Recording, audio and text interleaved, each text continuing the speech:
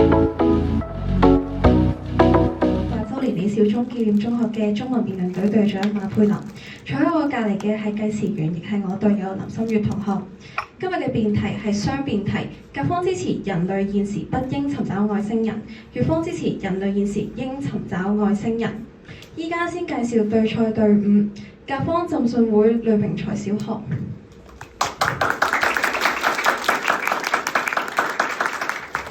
乙方灣仔碼頭67號。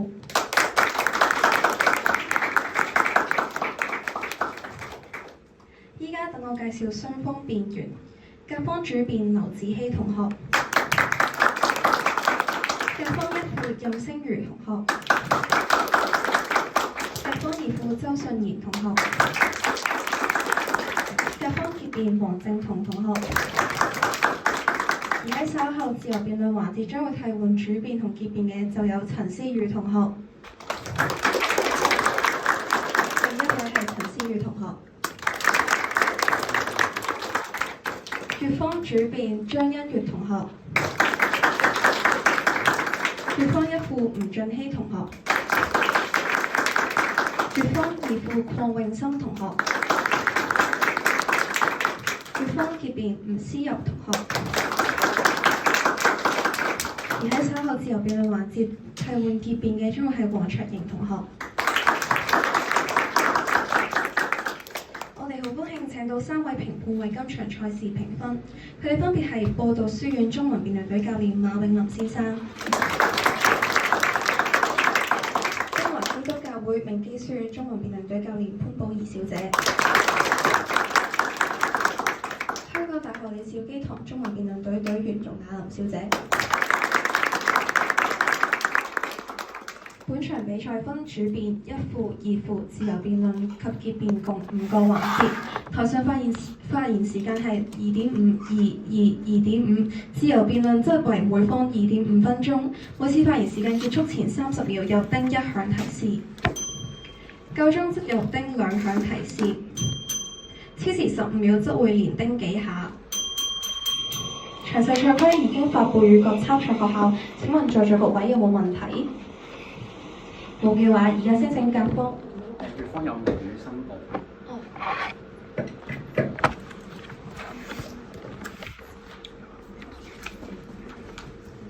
正方甲方同埋佢哋，因為係乙方申報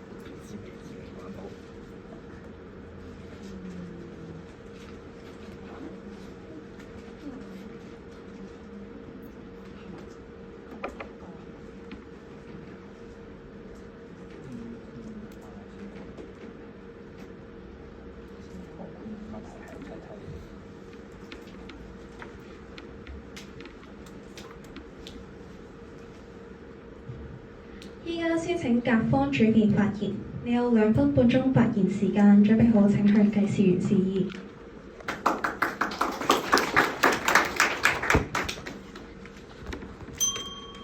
在座各位大家好，開宗明義，外星人即係地球以外嘅生命，而尋找外星人嘅旅程至今已經60年。從1960年嘅奧茲馬計劃，到後嚟尋找地外文明計劃，再到中國天眼望遠鏡，人類種咗無數支望遠鏡、無數個衛星，甚至發射咗航海家1號，帶住地球嘅金唱片飛出太陽系，但結果呢，乜都揾唔到。可見為咗外星人，人類花咗超過60年嘅時間，數十億嘅美元，至今仍然無解。要問嘅係繼續呢個高風險、零回報嘅旅程，對於人類嘅集體利益係好定係壞？故此要討論呢條辯題，我哋可以問3個問題。第一，外星人係咪真實存在嘅呢？答案冇人知，有人覺得有，有人覺得冇。美國麻省理工大學天文學家約翰艾倫甚至提出動物園理論，覺得外星人一早已經發現咗我哋，只係刻意匿埋唔俾我哋揾到佢哋。結論係外星人根本就係一個謎，咁多年嚟都徒勞無功。有方又有咩妙計可以揾到佢哋出嚟呢？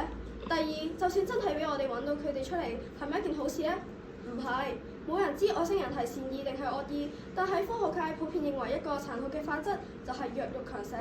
強嘅一方會剝奪、奴役，甚至消滅弱嘅一方，而有能力接收、解讀、回應人類信號嘅外星人，必然比人類擁有更加先進嘅文明。難怪不論係物理學家霍金，定係麻省理工學院嘅天體物理學家薩拉西格，都大力反對人類尋找外星人。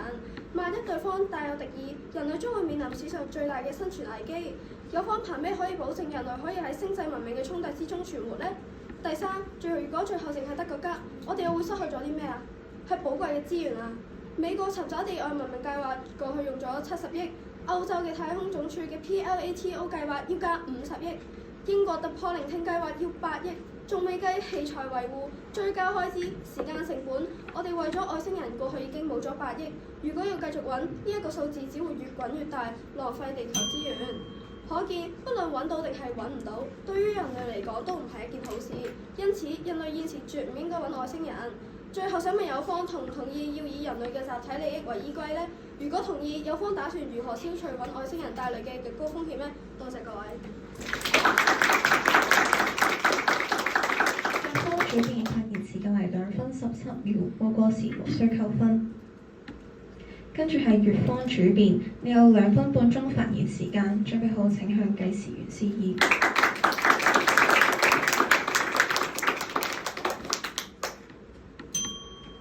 在座各位大家好，有方認為人類現時不應尋找外星人，原因係會帶嚟風險。按照有方嘅邏輯，其實未來甚至任何時候都會存在更高級嘅文明。佢哋消滅人類就好似踩死一隻螞蟻一樣簡單，咁係咪永遠都唔應該揾呢？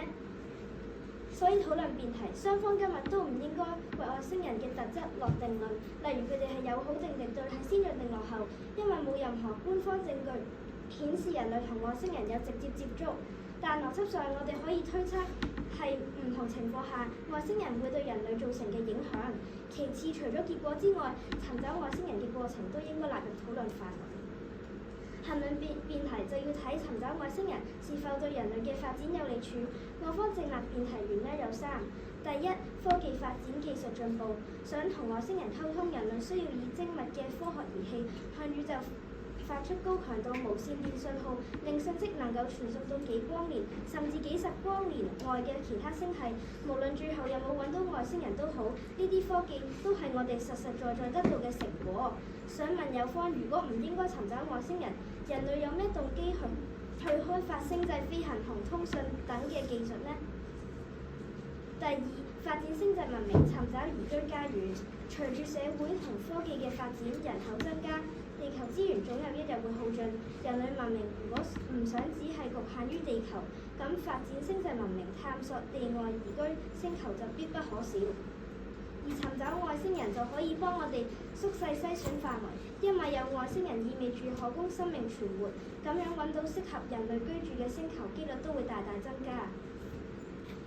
第三，解答終極謎題，了解人類自身，證明宇宙中存在人類以外嘅智慧生物，一直以嚟都係人類嘅終極願望之一。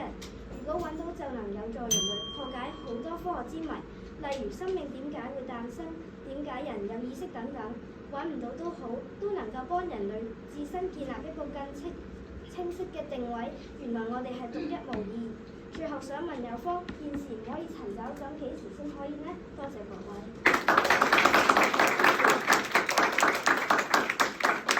乙方主辯發言時間為2分19秒，過時無需扣分。跟住係甲方一副，你有2分鐘發言時間，準備好請向計時員示意。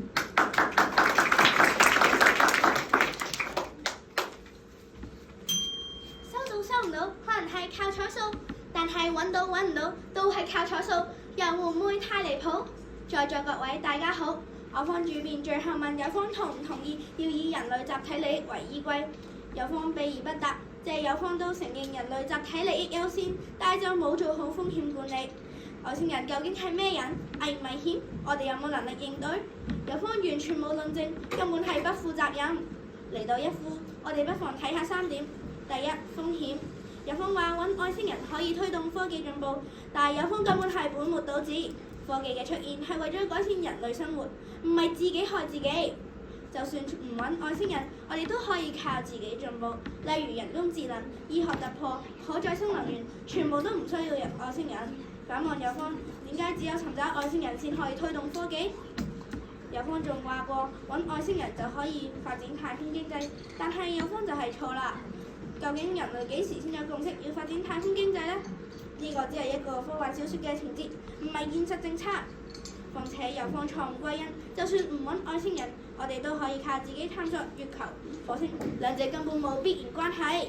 第二，需要性，就算冇外星人，人類幾十萬年嚟由石器時代發展到去人工智能，靠自己克服氣候、糧食、疾病同埋戰爭，一旦接觸有敵意嘅外星文明，都反而會加速滅亡。難怪 SETI 研究所天文學家蔡斯超斯塔克都話，胡亂向外星人發送信息係狂妄，會危及下一代。可見冇外星人，人類至今相安無事；有反而會加速滅絕，根本唔值得冒險。第三，資源，有方根本冇好好考慮成本效益，尋找外星人嘅成本極高。除咗我方主編所講嘅例子，單單係一個地基射電望遠鏡陣列就已經要780億，貴都算啦，仲要冇用啊！過去咁多年，呢啲錢全部跌晒落鹹水海。最後想問有方，呢幾十年嚟都揾唔到嘅外星人，有方又打算用幾多錢、幾長時間去揾呢？多謝各位。甲方第一副辯所用時間為2分08秒，冇過時無需扣分。跟住係乙方第一副辯，你有2分鐘發言時間，準備好請向計時員示意。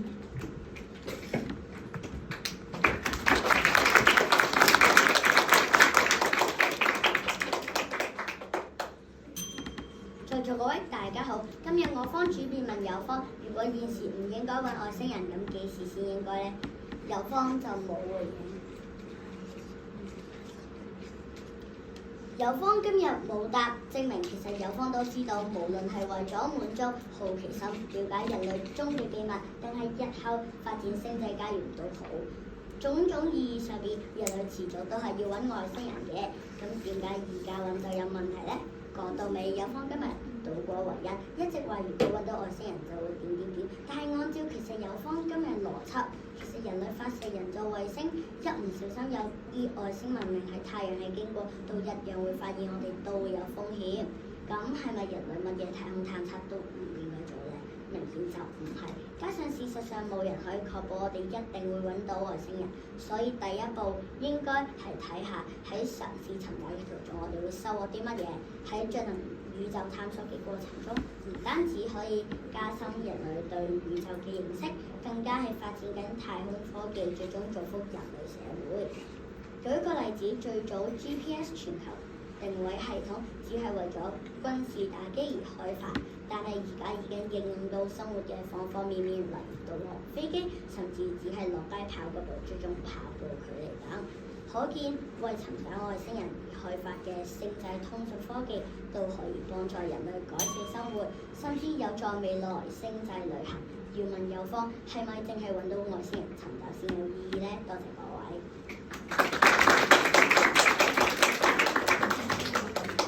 乙方第一副辯所用時間為1分39秒，冇過時無需扣分。跟住係甲方第二副辯，你有2分鐘發言時間，準備好請向計時員示意。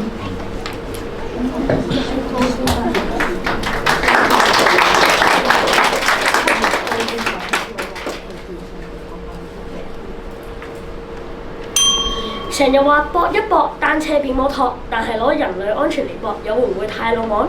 在座各位大家好，嚟到義夫，有方仍然有2個唔明白。第一，有方唔明白尋找外星人嘅風險。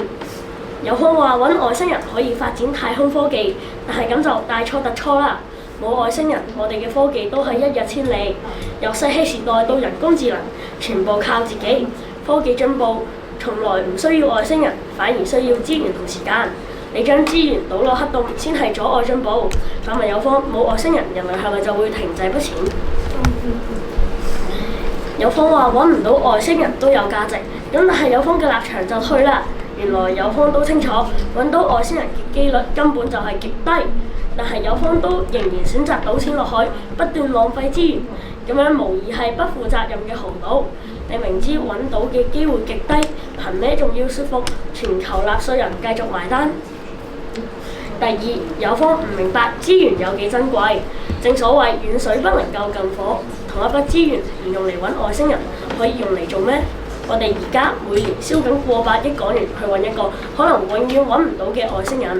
呢一筆錢如果拎去對抗氣候變化，可以種植千萬棵樹，減緩全球暖化；如果拎去消除飢餓，可以養活幾十萬個家庭，救翻無數條人命；如果拎去研究治病，可能已經有新嘅藥物拯救病人；如果拎去興建學校，可以俾幾十萬個貧困兒童有書讀，邊樣更值得？當地球上面有8億人捱餓，每5個就有1個人死於貧窮。有方憑咩將呢啲錢送去幾百光年外嘅虛空？因此，人類絕對唔應該尋找外星人。多謝各位。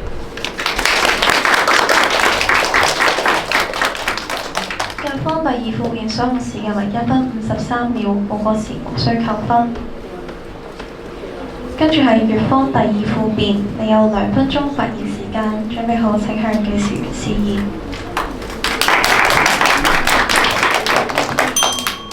在座各位大家好，嚟到二副位置，嗱發現有方反對唔到尋找外星人嘅過程中所發展嘅科技成果都係一種收穫，而好似星際通訊呢一類只能透過尋找外星人先可以發展嘅技術，就係尋找嘅獨特利處，所以呢點我分切確啦。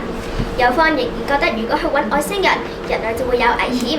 先唔討論有方對呢個風險都只係估下，更重要嘅係，難道有方以為人類唔揾外星人就冇風險㗎啦咩？如果真係存在好高科技又會侵略其他星球嘅外星群族，地球就算唔主動揾，都會有人嚟揾我哋，所以風險一直都存在。咁係咪因為咁，我哋連月球、火星都唔應該去探索呢？有方今日話尋找外星人就係浪費資源，應該着重發展其他嘢。咁按照有方邏輯，知道尋找外星人就係浪費資源，咁唔單止而家唔可以尋找，係未來甚至永遠都唔可以尋找。咁 Elon Musk 發展航天科技喺你哋眼中又係咪浪費緊資源呢？有方麻煩解釋。在座各位，今日有方其實唔明白尋找外星人對人嘅意義係咩？唔知大家有冇聽過卡爾達超負二數去形容緊文明嘅等級？只有能夠完整利用行星嘅能量，一個族群先至真正達到1級文明。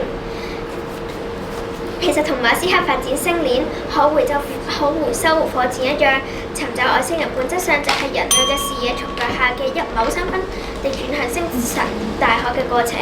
呢個係人類文明想進一步發展嘅必經階段。再哲學啲講，人係呢個世界上唯一具備反思、追問能力嘅生物，所以尋找人類嘅定位一直都係人類嘅終極追求。無論最後答案話俾我哋聽，我哋嘅存在是否獨特，咁都比起冇答案嚟得更好。最後想問有方，我哋係應該繼續苦思不得其解，定係勇敢向前邁進呢？多謝大家。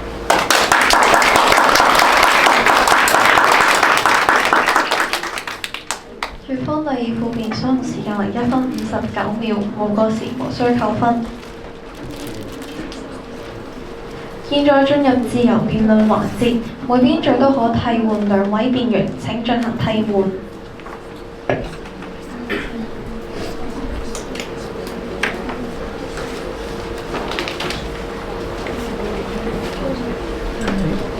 可唔可以睇下資訊？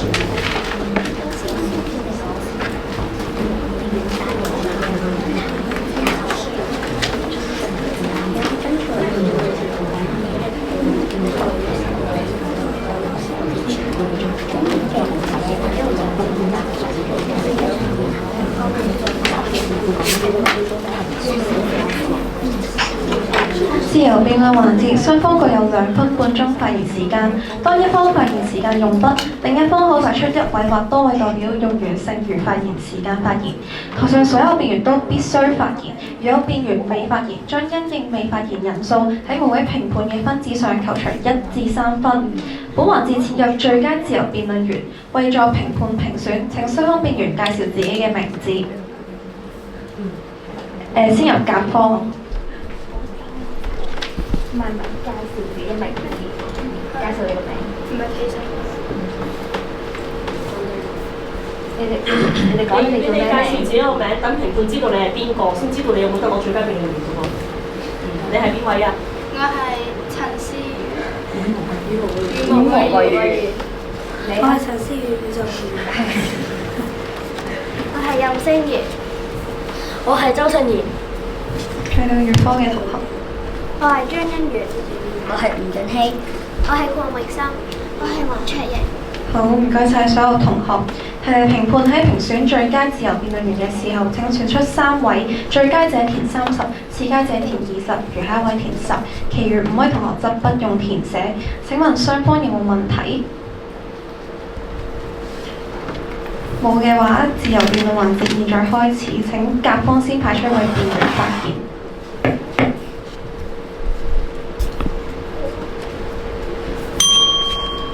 有方，你今日離題啦，因為今日嘅辯題入面係話人類現時應唔應該尋找外星人，你忽略咗現時呢2個字。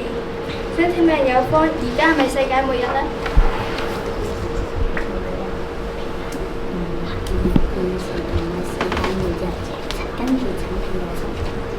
而家唔係世界末日，但係第時我哋地球始終都會毀滅，我哋需要揾一個星球俾我哋生存。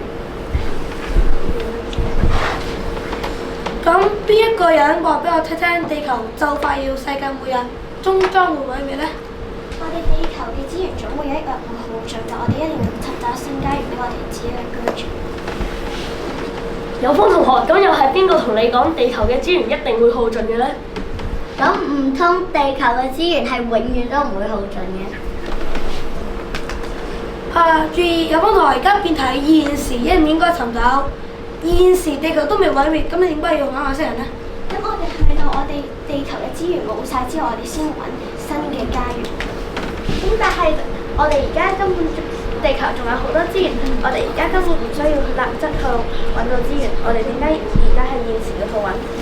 揾外星人需要好多時間，如果你以前揾唔準備嘅話，你之後再揾嘅話，咁你就會個地球嘅資源就會耗盡，咁你當時嘅就會死。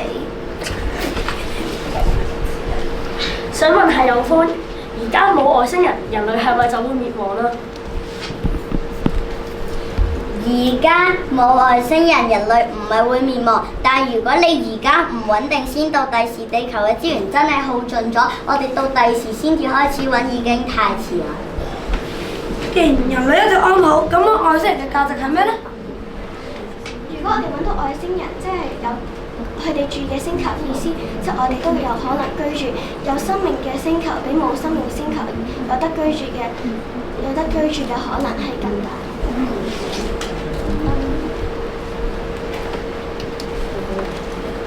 邊個話外星人一定係好人？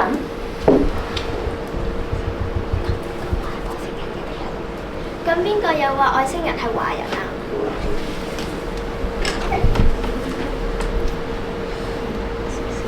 霍金同埋唔同嘅科學家都話揾外星人嘅風險好高、好危險。如果個個外星人都可以收到解讀回覆我哋信息，同唔同意文明好高過我哋呢？佢哋可以係文明同我哋一樣，但係唔一定代表佢哋係高過我哋。就算佢哋係高過我哋，佢哋都唔一定係壞人。但係就好似之前我哋發送咗人類嘅資訊俾外星人，外星人可以解讀到我哋嘅信息，並且發翻回覆，但係我哋收到之後並無法去解讀喎。咁你又點樣知道你發送出去嗰個信息，你又點知道係講啲乜嘢呢？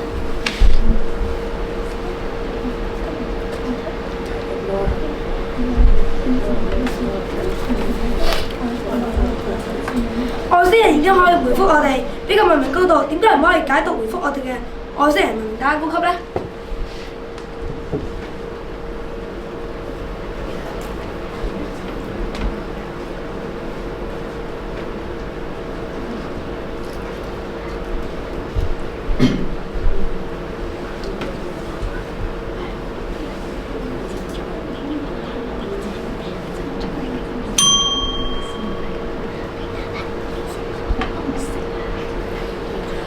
咁有方係咪贊成有冇外星人，人類都生活得好好地呢？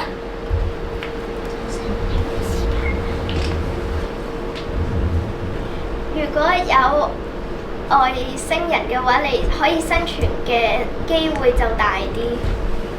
咁邊個話我哋而家就要移居呢？我哋而家唔使移居，但係我哋而家揾定第二個適合我哋居住嘅星球。咁到第時我哋真係冇資源，咁我哋第時可能就可以去。月方已經耗盡其發現時間，甲方現在尚餘36秒可自由派出辯員發言。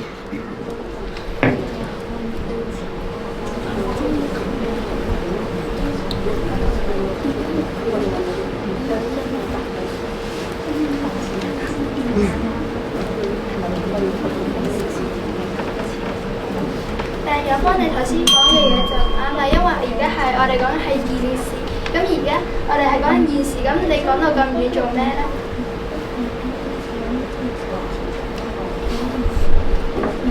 而家嘅辯題係現時應該外星人，你現時話而家揾外星人，你揾到出嚟嘅結果，同埋你將來去揾，其實結果係一樣嘅喎。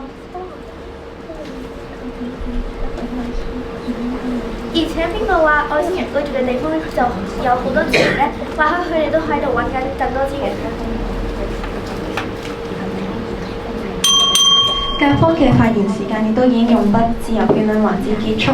請問在座各位有冇發言？有台上辯員未曾發言？如果冇嘅話，咁可以更換返台上同埋自由辯論員先。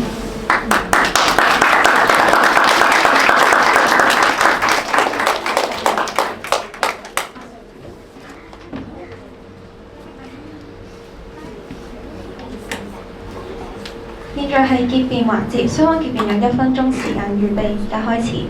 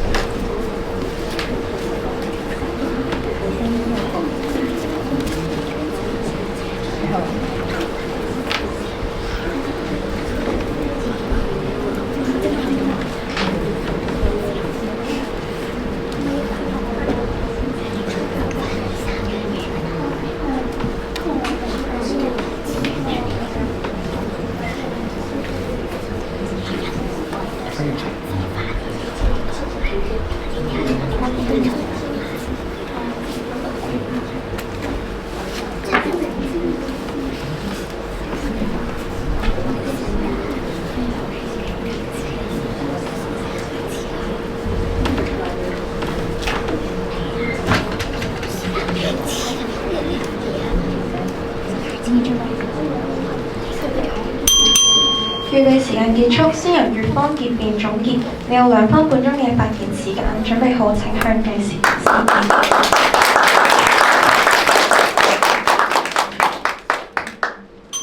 在座各位大家好，距離地球240億公里嘅宇宙星空，有一個人類文明派出嘅高度信使，正在高速飛行，由1977年9月5號發射至今，佢已經航行接近半個世紀。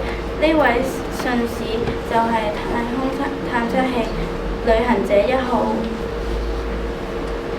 喺呢個探測器上有一張金色唱片，上面記錄咗人類基本嘅科學發現、太陽系嘅相片、唔同國家與文化嘅音樂，以及一句用55種語言，包括粵語，向宇宙送出嘅問候。行星地球嘅兒子，向你們問好。其實尋找外星人從來都唔係啲新鮮事。旅行者1號正就係一個例子。今日有方一直擔心尋找外星人會為地球帶來危險和浪費地球嘅資源，但我想請大家思考，如果因為恐懼而選擇古堡指風與地球，咁人類同井底之蛙有咩分別呢？更何況我方一、二副都指出有方嘅擔憂並不合理。其次，揾外星人並唔係好似有方同學講到咁容易，話揾到就揾到。旅行者1號飛咗39年，飛出太陽系，就算速度不減，都要300年先可以飛出一光年嘅距離。喺茫茫宇宙角度下，揾外星人無異於大海撈針。正如美國旅行者1號講到，我們正努力將我們生活過的相傳送進你們的時光。多謝大家。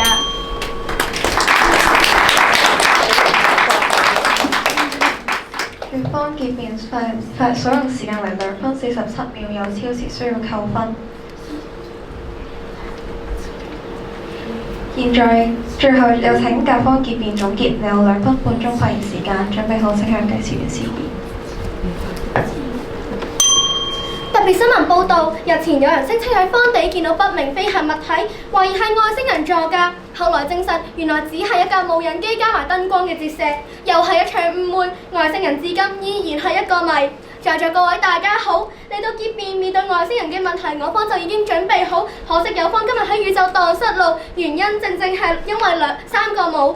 第一，冇遠見，為咗滿足好奇心就壓上人類嘅未來，但係有方唔記得咗，科技嘅進步從來都係靠自己，由石器時代到人工智能，人類幾時需要過外星人啊？將資源倒入去黑洞先至係阻礙進步。第二，冇安全意識。有方話揾外星人可以實現太空移民，但係呢個正係錯誤嘅歸因。人類自己去月球、去火星已經實現咗太空移民嘅第一步，根本唔需要外星人去幫手。況且你連外星人住喺邊都唔知，點樣靠佢移民啊？呢個唔係計劃，係妄想啊！第三，有方今日冇扣題，辯題有現時2個字，所以前場有方都反對唔到。人類現時根本未準備好揾外星人，一旦咁衝動，只係會害咗自己。所以我方引用咗好多唔同嘅科學家，都係明確咁樣表示，而家好危險，唔應該冒險啊！在座各位成日聽爸爸媽媽講防人之心不可無，夜晚你聽到敲門聲，你會唔會即刻開門啊？係唔會啊！同樣面對宇宙呢道大門，有方竟然話我好好奇啊，不如開門啦！好奇心係進步嘅動力，我方係明白㗎，但係好奇心係咪真係毫無約束呢？一個小朋友會因為好奇而伸手入去啲火嗰度，換嚟嘅唔係求助嘅滿足，而係一個燒豬手啊！人類面對外星人呢團最大嘅火，我哋嘅好奇心會唔會最終引火自焚呢？所以我方嘅立場其實非常簡單，喺未有萬全嘅準備國際嘅共識應對風險嘅能力之前，克制唔係懦弱，而係智慧啊！人類文明每一次嘅延續，靠嘅從來都唔係一場又一場唔知道結果嘅豪賭，而係一代代人嘅審時度勢、謹慎前行嘅累積，呢個先係對未來最負責任嘅態度。最後，希望大家記住，新聞報導出錯尚可澄清，但係如果人類行錯方向，就再冇回頭路。新聞報導完畢，再會，多謝各位。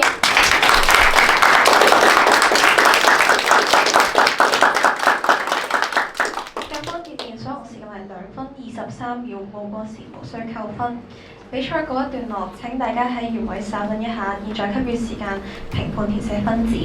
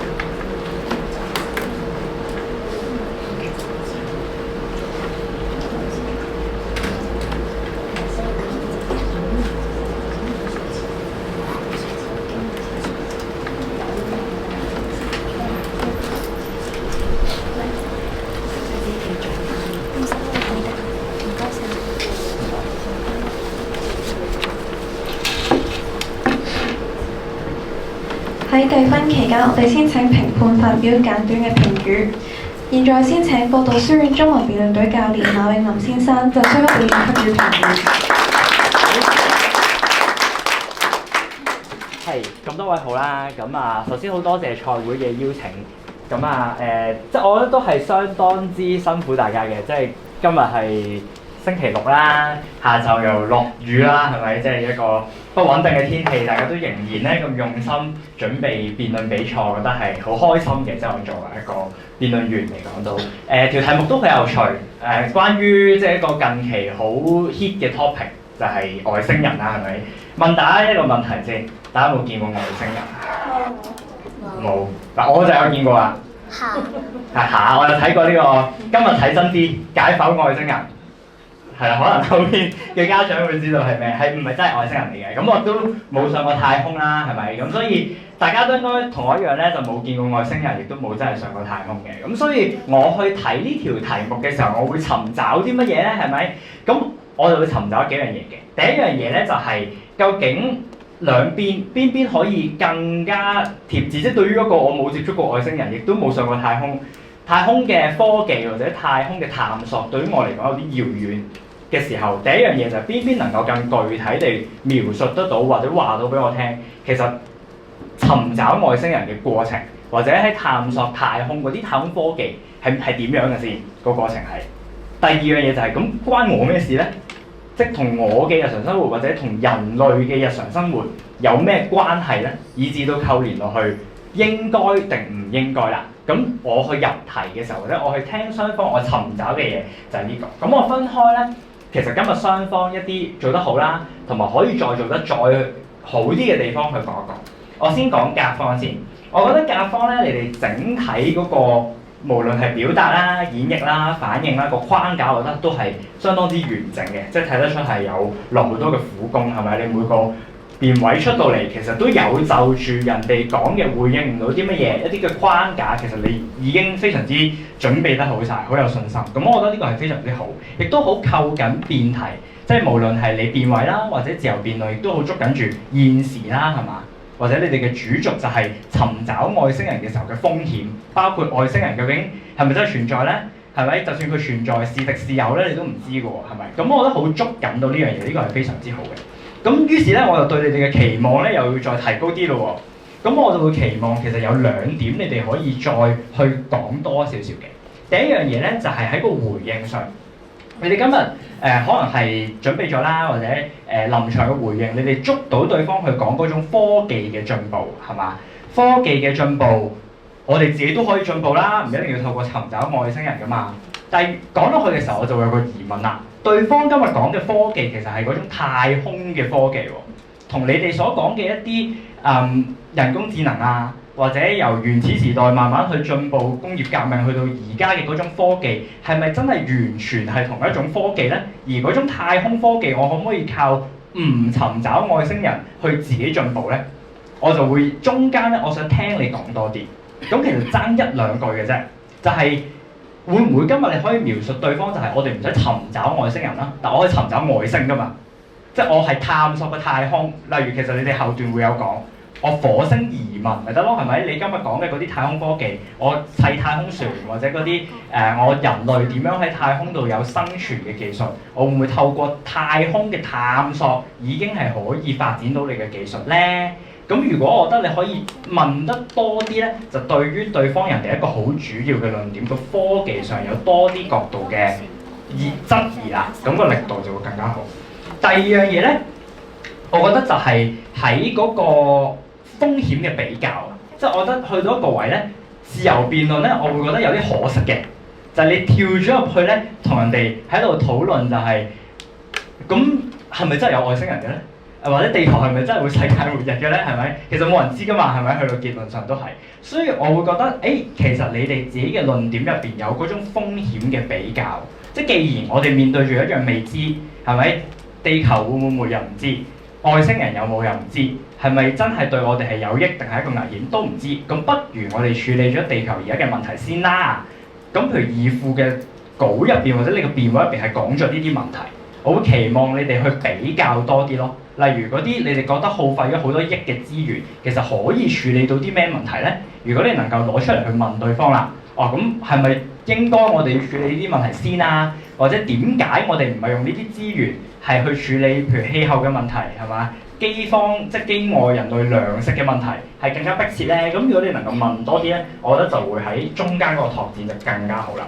咁我哋會乙方咯喎，我覺得咧乙方亦都好欣賞咧，你好聰明嘅地方咧，就係在於可能你都知道，就係外星人其實有冇人知噶嘛，係咪？所以你就會將尋找外星人做一個整體，變成一個過程咁去諗啦。尋找外星人當中，其實揾唔揾到外星人咧，唔係重要嘅，最重要係個過程有啲咩得着。於是你就拆開啦，譬如科技嘅發展，移居外星其實有呢個需要。咁我覺得呢個係好好嘅，即係你將嗰個明知人哋都會係咁話啊，外星人都唔知存唔存在㗎啦，呢個焦點轉移咗，我覺得係好好。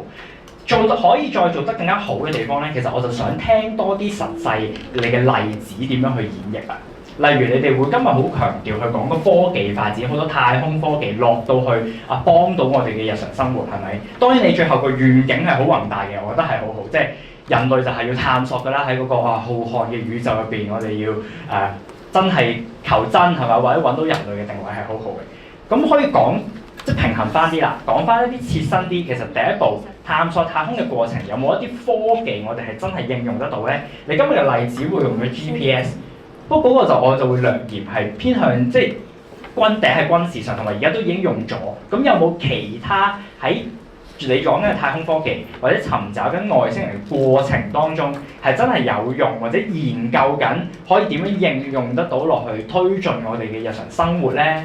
如果有呢啲例子咧，我覺得今日你又可以攞翻呢啲例子去問甲方咯喎。喂，既然我喺尋找外星入邊有一啲好獨特，真係要透過你整太空船又好，或者研究太空科技，先至做到造福人類嘅技術。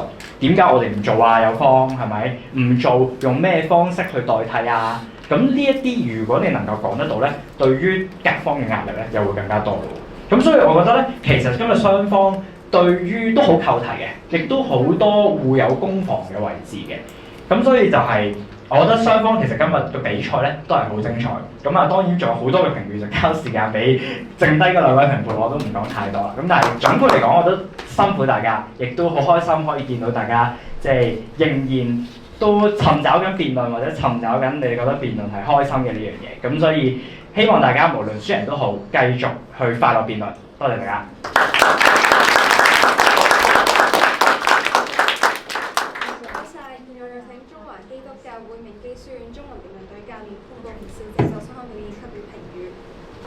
好即係辛苦晒頭先位評判，都辛苦晒各位小朋友咁辛苦啦，落雨濕都要嚟比賽啦。咁咧，我就先講少少儀態上面嘅問題啦。咁咧，知道可能都睇得出有啲人咧，佢哋嘅經驗係比較多啦。咁有啲人可能就參加得比較少啦。咁咧我哋即係要出嚟講嘢之前啦，我哋攞卡係咪？咁咧攞嘅時候咧，我哋都會好驚，因為我哋有好多嘅卡啦，我可能有時會唔知要執邊張啦。咁咧呢個時候咧，我哋攞完卡，我哋應該要喺我哋嘅位嗰度即係企一企。即係有幾秒嘅時間企一企，然後數清楚自己係咪攞晒所有卡先，跟住咧再出嚟。跟住我見到好多嘅小朋友都好有眼神接觸啦，咁同埋把聲都係好響亮嘅，咁呢啲地方都做得好好啦。咁咧我知道其實呢一條辯題嚟講咧，乙方係比較難打嘅，因為咧你哋咧好離地，你哋今日要講嘢係非常之離地嘅。咁如果要拋開你哋三個論點嚟講嘅話，其實你哋覺得你哋自己覺得啦，揾外星人有冇用？係真係覺得有用嘅。係佢會請你食飯嘅。唔係請我食飯，冇講過。係啦，冇錯啦，呢個咧就係你哋最難嘅地方啦。就係其實我哋自己都講唔出到底揾外星人有冇用，係咪？揾咗佢又唔會幫我做功課。又唔會，媽咪又唔會打佢唔打我，係咪？咁其實我哋就知道，我哋呢個係最難嘅地方啦。當呢個地方咧好難嘅時候咧，我都見到你哋好聰明啦，你哋將呢樣嘢放喺未來嗰度，就話咧我哋地球咗有會毀滅嘅，係咪？咁所以咧我哋就要揾一個屋企啦。咁但係咧問題呢一條題目佢有現時兩隻字啦，咁呢個咧就會變咗你哋有啲離題，而甲方咧都係有捉住你哋打嘅。但係咧，我覺得如果甲方可以將呢樣嘢早少少出會更加好，因為你哋係自由辯同結辯先講翻現時呢樣嘅地方啦。但係其實佢一開始主辯呢度咧，三樣嘢都已經唔係講緊現時咯。佢都答唔到你，佢會揾到，佢反而佢俾翻個論證責任你喎，問你哋幾時先可以揾喎。咁所以你唔好問我幾時先可以揾，你同我講到你幾時揾到，我咪俾你揾咯，係咪？你確保嗰個時間點係一定揾到嘅，而人類嘅資源係足夠嘅，好啊，我俾你揾，係咪？呢一個咧就係佢哋有少少夾硬嚟嘅地方啦。咁嗱，所以咧佢哋都有講㗎，所以到佢哋一副嘅時候，佢哋就話我哋最重要睇嘅係嘗試嘅過程中會得到啲乜嘢。但係咧，我覺得個例子有少少奇怪，因為咧你哋一副個例子係講話，因為戰爭發明咗 GPS， 跟住 GPS 應用落人類嘅日常生活度嘛，係咪？咁但係你哋講咗一樣嘢係咪叫星際通訊啊？係，但係你哋都冇講到我哋可以日常生活中點樣用，因為佢叫星際通訊，唔係叫地球通訊，係咪？所以你哋做最後呢一個例子就有啲奇怪啦。如果你可以同我講話一樣嘢咧，佢當初係為咗探索太空去發明嘅，然後用翻落日常生活中，咁我就覺得合理。但係如果你講本身嗰樣嘢係現實中喺地球上發明，然後又用翻落地球上，然後喺太空發明又用翻落太空，咁即係冇用咯，冇雙方冇用咯。跟住係啦，跟住咧到二副嘅嗰個位置咧，就因為對面係咁同你講風險啊嘛，你就話唔揾外星人係咪就等於冇風險？就我覺得有少少奇怪嘅，即係個風險係啲乜嘢咧？同埋咧二副有同我哋講話Elon Musk 係咪浪費資源啊？咁如果我喺對面嚟講，我會答你係咯，佢好有錢啊嘛。佢想點使就點使，咁係嘅。咁但係如果你話你今日呢個非洲兒童，你揀佢日日有麵包食，定係揀佢去探索太空？你覺得佢點揀啊？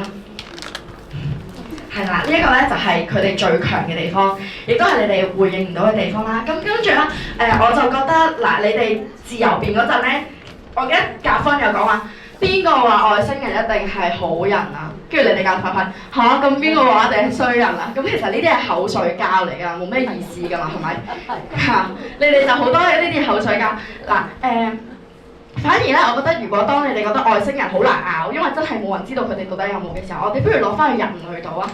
咁其實人類有分好多種㗎嘛，係咪？我哋大家都係人類，咁但係我哋可能有分學生，有分有分可能做銀行嘅人、做老師嘅人、做唔同嘅人啦。咁到底對於唔同嘅人嚟講，到底係對佢嚟講係應唔應該咧？我覺得我哋可以從呢個去諗，即係到底對於邊班人嚟講係應該，對於科學家嚟講可能應該，因為如果佢一旦研究到嘅話，佢可以可能揾到好多嘅錢啦，佢好多嘅成就啦，可能佢以後100年後、200年後、1000年後，人哋都會記住佢。咁咧，我覺得咧，其實咧，甲方定好，乙方都好啦，其實你哋可以承認，可能對於有一班嘅人類嚟講，對佢嚟講係應該揾，可能對於科學家嚟講，佢真係應該揾。咁但係呢啲科學家嚟講，佢佔幾多咧？甚至乎啊，對於呢啲科學家嚟講，佢揾唔到外星人，佢有冇飯食啊？佢有㗎嘛，係咪？咁對於非洲嘅兒童嚟講咧，如果將呢啲錢擺落佢哋度，佢哋會唔會有飯食啊？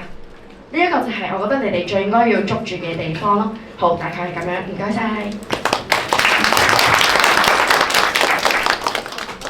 最後請香港大學歷史經學中學辯論隊隊員同阿林小姐就參與首先咧，辛苦晒雙方辯員啦，同埋都辛苦晒前面兩位評判啦。咁我就唔講咁多啦。咁有特別幾樣嘢想同大家講，就係即係我覺得今日兩邊都做得好好啦。然後甲方嘅話我覺得做得好嘅話係即係你哋個標準就係講話，即係對集體利益嚟講，即係揾外星人係好定壞啊嘛。咁我見到其實你哋啲論點都係有扣翻你哋呢個標準啦，即係講風險啊、需要性同埋資源嗰度啦。咁我覺得特別一個做得好嘅位就係我見你哋尤其是係二副嘅話，其實有俾到一啲好特別嘅例子，例如係話即係嗰啲資源攞嚟解決問題嘅話，即係可以擺落去教育啊、環境啊、文化呢啲都可以㗎嘛。咁呢啲咪係對集體理解好咁樣。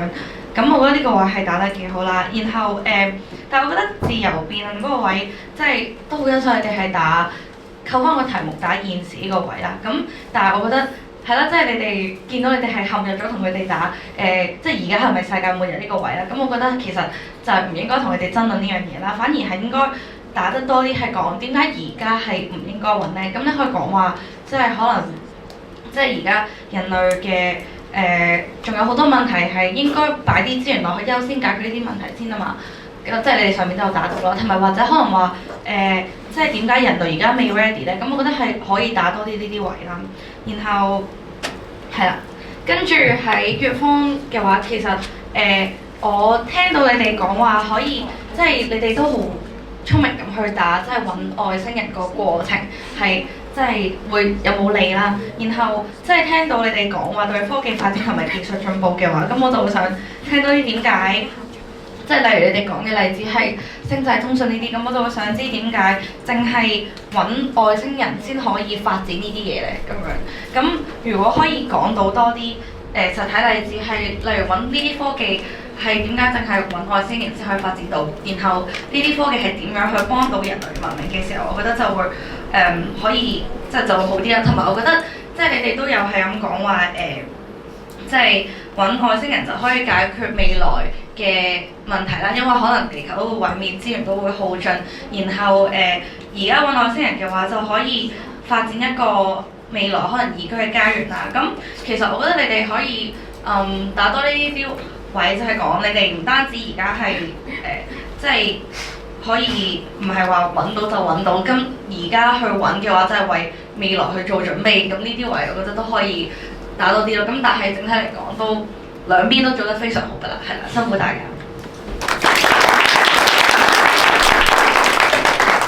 現在由我宣佈賽果。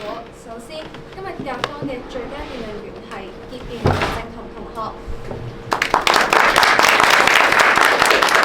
而對方嘅最佳辯論員係主辯張欣月同學。至於今場最佳自由辯論員係甲方一副任星如同學。最後宣佈今日嘅賽果，甲方得票為3，對方得票為0。換句話說，勝出嘅係甲方浸信會呂明才小學。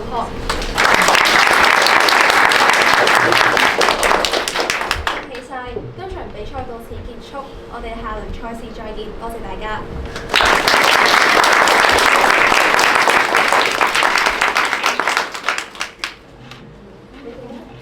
我哋做個少少嘅禮儀啊嚇，雙方宣佈完之後咧，企起身行過對面同人哋握下手好冇？排隊握下手，試下識唔識握手啊？握手好唔好握腳喎？握手係啊，行過去 ，yes， 跟住先翻去自己位，冇錯。做個朋友啊嘛，因為比完賽係咪啊？yes， 冇錯。係啊，仲有個男仔，你淨係想同女仔握手咋？同男仔握手唔要。係啊。OK。兩個私語。OK， 兩個私語。OK， 好，咁啊，多謝晒大家，完咗啦個比賽，咁我哋咧等埋第3場咯喎，30號。OK，thank you， 唔該晒，多謝晒大家。我哋等多幾分鐘就開始下場。OK，唔該晒。好。